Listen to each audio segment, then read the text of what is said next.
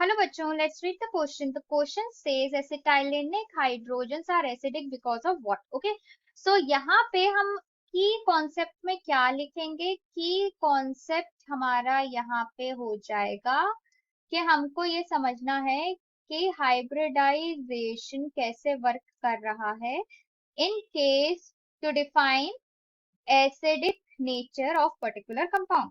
Okay, so यहाँ पे hybridisation हमको समझना बहुत इंपॉर्टेंट है। तो हमको एसिटाइलेनिक हाइड्रोजन की बात करें तो हम एसिटाइलिन को कैसे लिख सकते हैं? वन एल्काइन से। ओके, तो एल्काइन का फॉर्मूला यहाँ पे क्या हो जाएगा? C triple bond C and एक एक एच।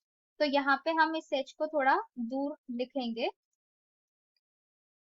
ओके, अब यहाँ पे ये समझना इंपॉर्टेंट है कि ये जो कार्बन है, फाइन, ये वाला जो कार्बन है, और I am sorry, it should be like this, ये वाला जो कार्बन है, ये वाले में क्या हाइब्रिडाइजेशन होगी? तो हाइब्रिडाइजेशन हम कैसे देखते हैं? हम देखते हैं कि कितने एटम्स उस एलिमेंट से कनेक्टेड है प्लस कितने लोन पेयर उस पे प्रेजेंट है। तो इस पे एटम्स कितने हो गए? 2 एंड लोन पेयर 0, तो इसमें 2 नंबर आएगा।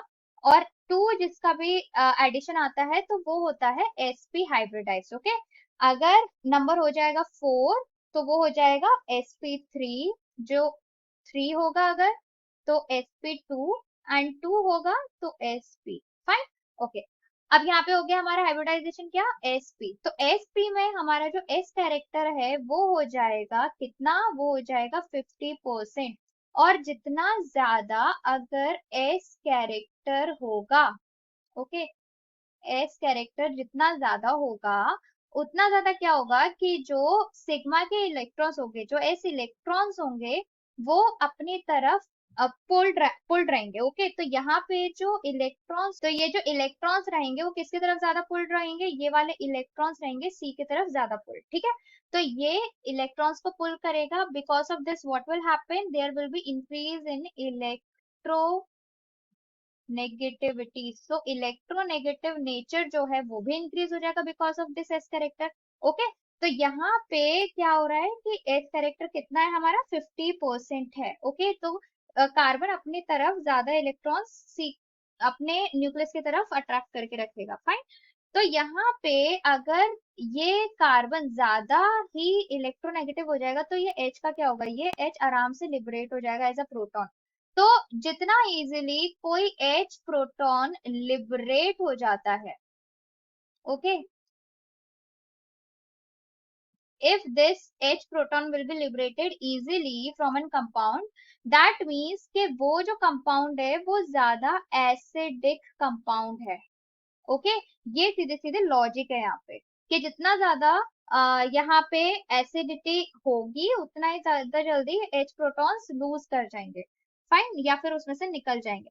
तो यहाँ पे CH बॉन्ड क्या है? CH बॉन्ड जो है वो सिग्मा बॉन्ड है। ओके, ये वाला सिग्मा बॉन्ड है, ये भी सिग्मा बॉन्ड है। फाइन, तो यहाँ पे अब हम ऑप्शंस देखते हैं। ऑप्शंस दे रहा है कि sigma electron density of CH bond in acetylene is nearer to carbon which has 50% as character. So ये बिल्कुल करेक्ट है। ओके, ये करेक्ट हो गया। सेकंड ऑप्शन देखते हैं, acetylene has only open hydrogen in each carbon. No, then acetylene contains least number of hydrogens among possible hydrocarbons having 2 carbons. No, then acetylene belongs to the class of alkanes which with the molecular formula, formula तो सही है लेकिन ये जो हमको देखना है acidic nature, तो उस कारण से ये गलत हो जाएगा। ओके, तो ये भी गलत है।